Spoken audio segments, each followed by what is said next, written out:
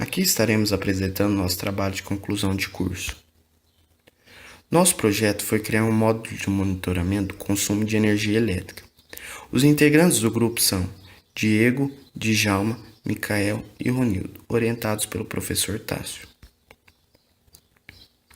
Estaremos falando um pouco sobre cada um destes tópicos, para podermos compreender melhor a ideia do protótipo. Introdução. Com o passar dos anos, a demanda por equipamentos eletrônicos tem se tornado cada vez maior, tornando assim os seres humanos cada vez mais dependentes.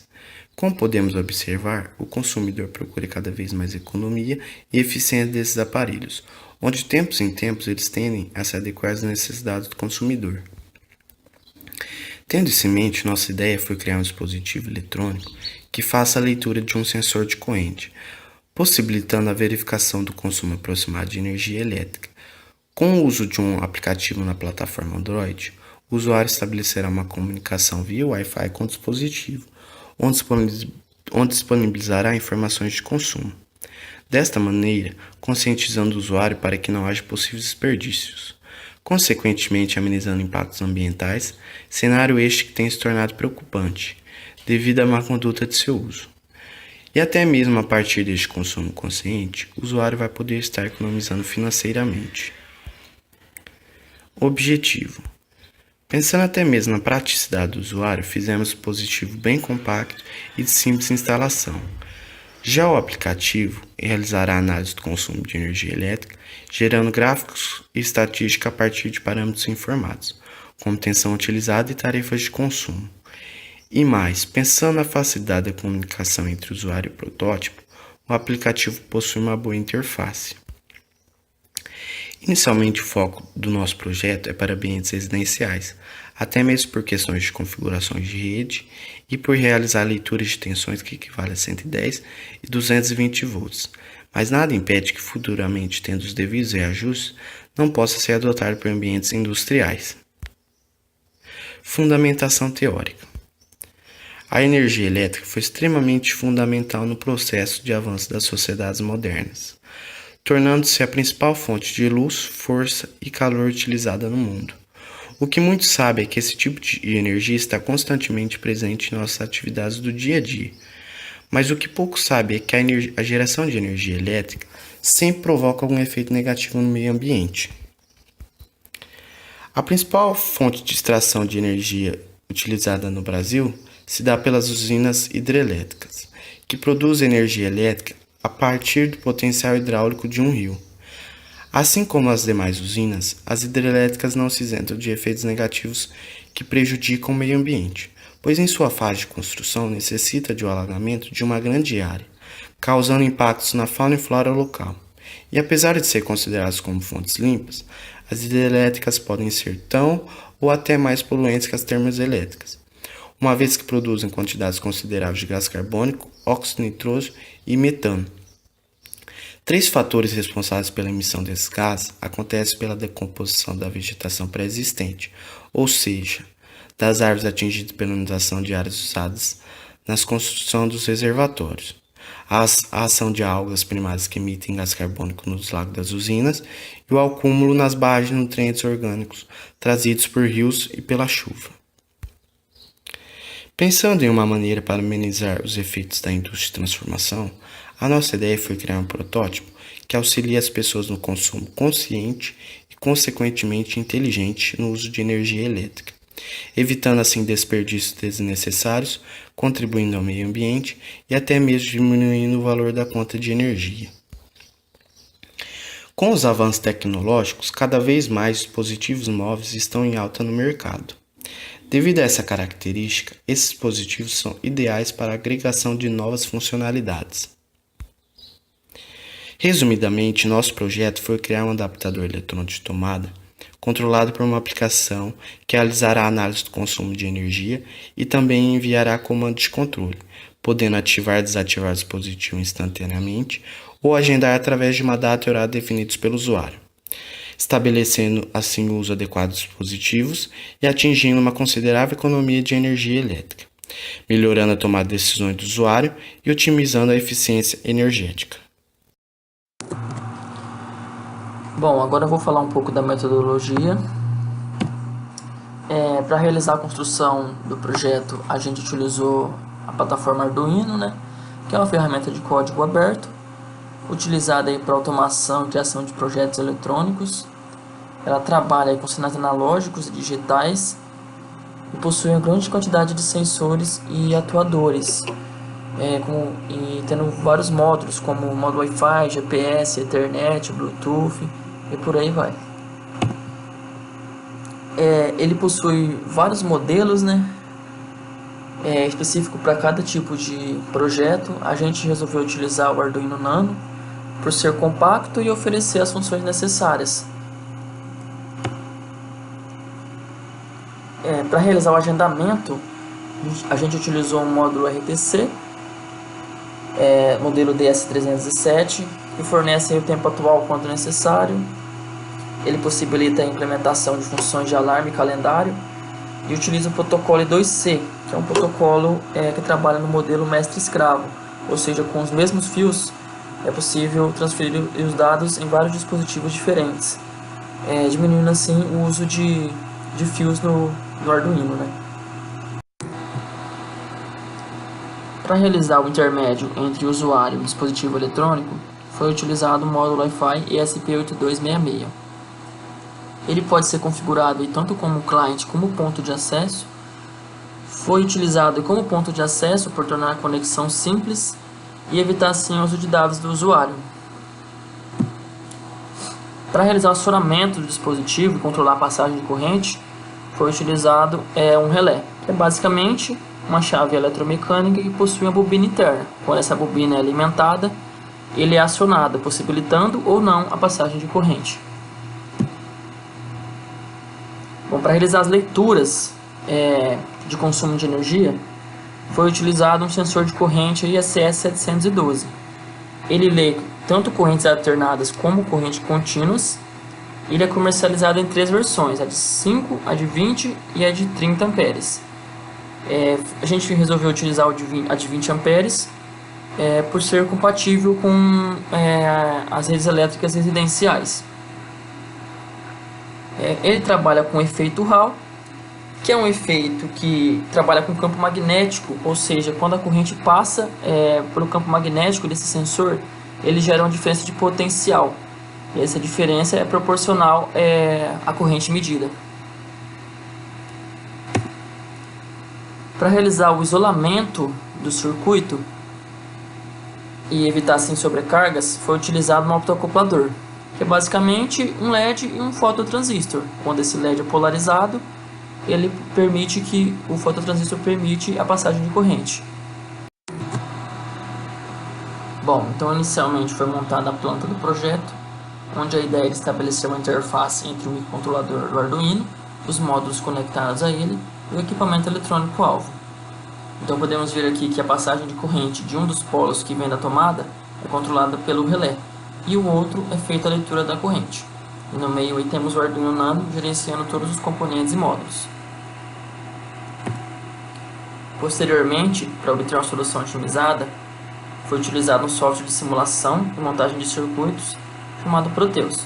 Ele possui uma vasta biblioteca de componentes e possibilita a simulação de microcontroladores.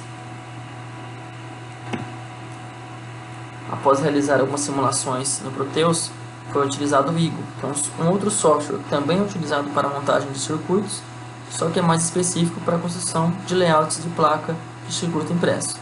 Ele gera arquivos padrões, utilizado por empresas de prototipagem. É um software pago, mas possui uma versão free, limitando assim o tamanho da placa, que não interferiu devido ao protótipo ser pequeno.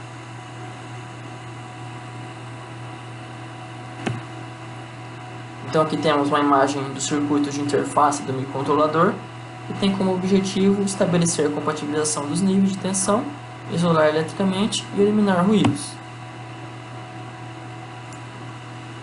Então após ser montada a placa, foi gerado um arquivo enviado a uma empresa de prototipagem.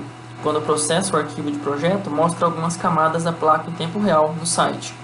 Então aqui é possível ver uma dessas camadas. Bom, vou falar um pouco agora da ideia do Arduino. que gera as instruções de comando para o microcontrolador. Então a IDE que utiliza a linguagem C, que devido a não ser de fácil entendimento para iniciantes, os criadores fornecem vários exemplos de código, chamados sketches, e várias bibliotecas. O software utilizado neste projeto foi o próprio disponibilizado pelos desenvolvedores, compatível com Windows, Linux e macOS.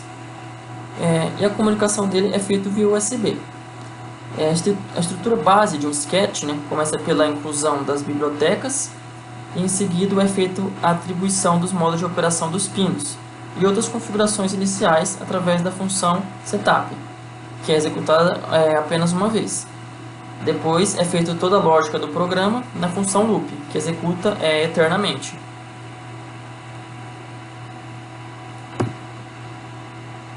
Para o desenvolvimento do software supervisório, foi utilizado a IDE Android Studio, que é uma IDE para desenvolvimento de aplicativos Android. Ela possui uma interface agradável, auxiliando bastante o desenvolvedor, já que os comandos Android são bem extensos, a IDE é autocompleta conforme vai sendo digitado o comando, proporcionando um maior rendimento. Ela possui um preview de telas robusto, permitindo ao desenvolvedor visualizar o aplicativo em vários tamanhos de tela, simultaneamente. E possui suporte ao SQLite, que é uma biblioteca que implementa um banco de dados, não necessitando executar nenhum processo separado.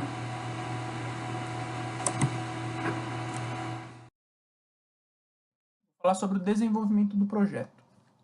Bom, temos aqui então o esquema funcional do projeto, situando os elementos necessários para que o protótipo possa estar em funcionamento. Então temos ali o protótipo conectado na tomada e o usuário, por meio de uma aplicação Android, utilizando a comunicação Wi-Fi, consegue realizar o monitoramento de aparelhos residenciais.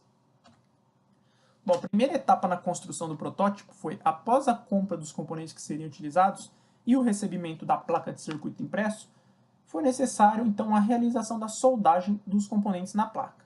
Na imagem à esquerda podemos observar como foi o resultado após essa soldagem, e na imagem ao lado já temos a placa com os shields, os módulos já conectados a ela. Devido ao nosso pensamento de construir um dispositivo compacto, é possível observar que existe pouco espaço de sobra na placa, com isso nos ajudando a construir um dispositivo com o tamanho reduzido ao máximo. Software Arduino. Bom, conforme mencionado na metodologia, o programa Arduino consiste em suas funções principais, que são a função setup, em que nela é contida as informações referente à inicialização de variáveis, definições de portas que serão utilizadas, e na implementação da função loop, onde nela contém um bloco de programação e toda vez em que esse ciclo é finalizado, ele é novamente reiniciado. Bom, o programa Arduino nos possibilita ainda a utilização tanto de bibliotecas nativas como externas. Podemos citar como exemplo a utilização da biblioteca Wi-Fi ESP, que foi utilizada e nos ofereceu várias funções de implementação e configurações do módulo Wi-Fi, utilizando o ESP8266. Para realizar a comunicação entre o protótipo e a aplicação Android, foi utilizado o protocolo de rede UDP, que em comparação com o outro protocolo, que é o TCP, o UDP realiza a troca de mensagens mais rápida, pois não precisa receber nenhum pacote de confirmação de envio. Isto que é necessário no caso da utilização do TCP e com isso o torna mais lento. Bom, podemos agora observar através do fluxograma do programa Arduino o que foi explicado anteriormente. Então temos ali o início do programa, ele realiza as configurações iniciais, que seria a função setup, e logo abaixo temos o laço de repetição, onde o nosso programa ele se inicia verificando se existe algum agendamento de ação, seja de acionamento ou desacionamento. Caso existir, então o programa realiza, por meio do protótipo, executa esse comando, seja de ativação ou desativação, e vai para o próximo estado. Se ele não existir nenhum agendamento, ele já vai direto automaticamente para o próximo estado, em que ele vai verificar o status do dispositivo, ou seja, ele vai verificar se o dispositivo está ligado ou desligado. Caso ele esteja ligado, então o protótipo vai realizar a leitura da corrente consumida naquele exato momento.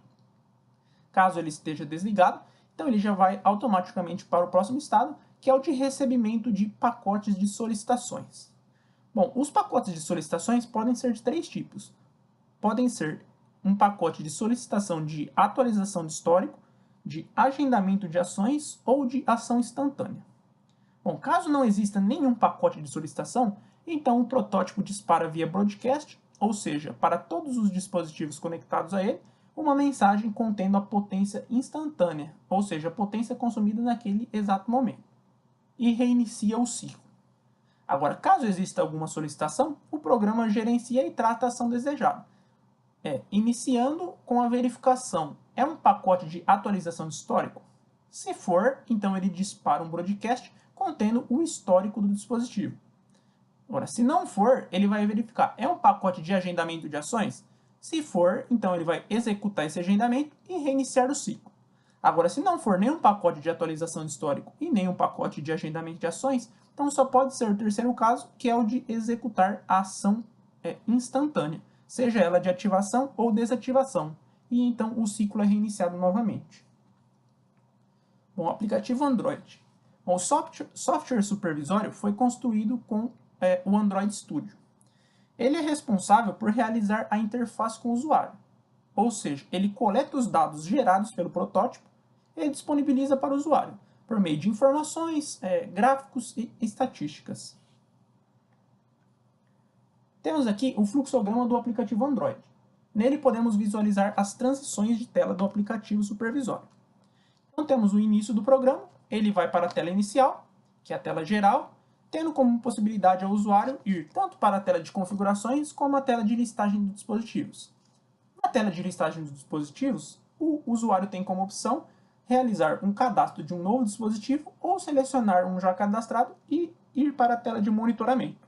Essa tela de monitoramento ela é composta por 3 seções, seja a principal como leitura em tempo real, tendo ainda a seção de agendamento de ações e a seção de histórico de consumo.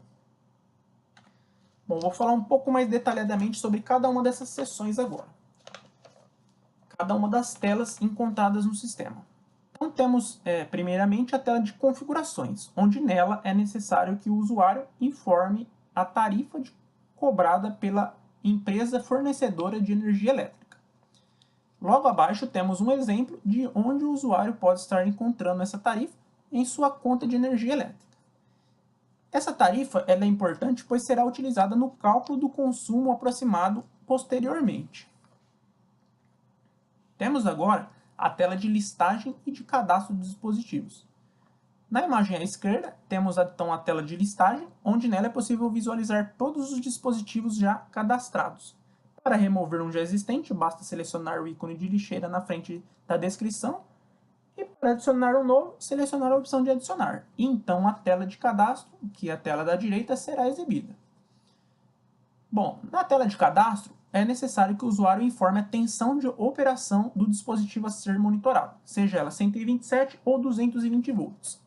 Também é necessário que o usuário informe a rede que é gerada pelo dispositivo quando conectado na tomada, pois como ele foi utilizado como ponto de acesso, toda vez que ele é conectado, ele cria uma rede. Então, é necessário que na aplicação Android, o usuário esteja selecionando qual é a rede, ou seja, qual é o dispositivo em que ele deseja realizar o monitoramento. Também é necessário que o usuário informe uma descrição para o cadastro correspondente. Para realizar o monitoramento, basta o usuário então selecionar um dispositivo na tela de listagem e a tela de monitoramento será exibida. Bom, a tela de monitoramento ela é composta por 3 seções. A seção de leitura, onde nela contém informações referentes ao consumo em tempo real, e podemos observar em sua parte inferior um gráfico em que apresenta ao usuário a potência consumida a cada segundo. Logo mais acima, temos um total do valor já consumido convertido em reais, ou seja, aí é utilizado então o valor daquela tarifa cadastrada em configurações. E também ainda nessa tela é possível o usuário realizar tanto o acionamento como o desacionamento instantâneo. Para isso basta ele pressionar a imagem localizada na parte superior da tela, que é o raio, durante 2 segundos, então a ação será executada.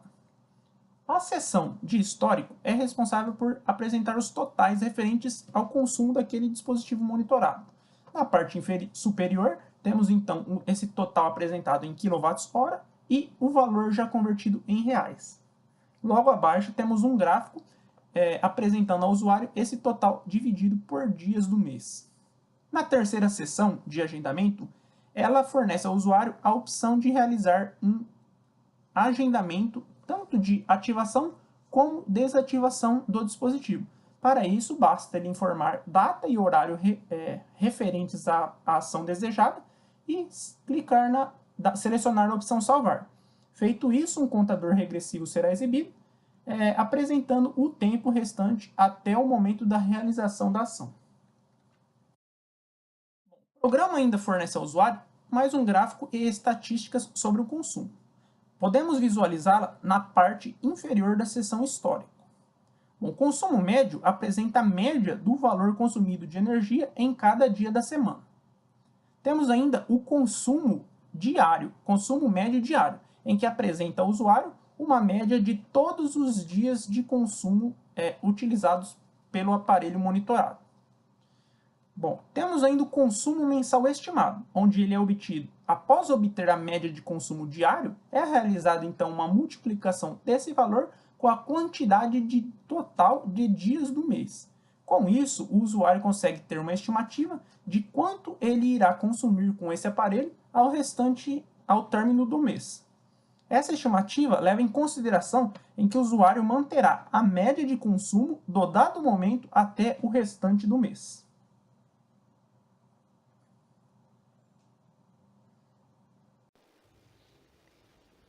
Por meio dos testes realizados em comparação com o multímetro, concluímos que o protótipo obteve boa precisão, com valores bem próximos dos apresentados pelo mesmo.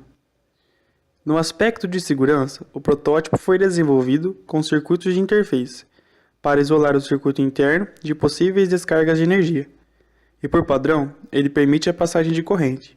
Assim, caso haja falha interna, o aparelho eletrônico conectado a ele continuará em funcionamento. O protótipo apresenta uma boa aparência, pois assemelha-se a um adaptador de tomadas, o que o torna familiar ao usuário e torna simples a sua utilização.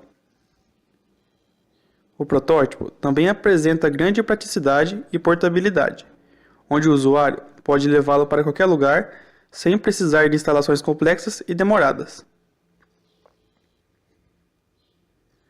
Após testes com grande período de funcionamento, o protótipo permaneceu estável e sem anomalias. Para tornar o dispositivo eletrônico mais acessível, é interessante o desenvolvimento de uma nova placa e a troca dos componentes utilizados por outros componentes mais baratos ou que agreguem as funcionalidades do mesmo. Também é interessante disponibilizar o software supervisório em mais plataformas e expandir o projeto para o ramo industrial.